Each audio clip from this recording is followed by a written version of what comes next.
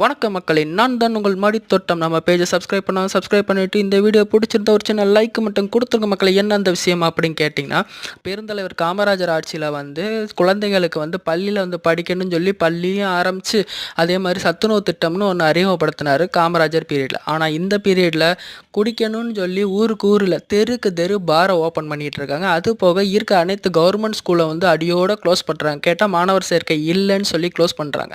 எப்படி சத்துணவு திட்டத்தில் காமராஜர் குழந்தைகளை உட்காந்து உணவு ஊட்டினாரோ அதே மாதிரி இப்போ ஸ்டாலின் அந்த உணவு ஊட்டுற ஃபோட்டோவை போட்டுட்டு இப்போ நம்ம கூகுளில் போய் சர்ச் பண்ணுறோன்னு வச்சுக்கோங்களேன், காமராஜர் சத்துணவு திட்டம்னு சொல்லி சர்ச் பண்ணோம்னா அந்த இடத்துல ஸ்டாலின் ஃபோட்டோ தான் நிற்கிது. அங்கேயும் ஒரு ஸ்டிக்கர் தான், சரிங்களா?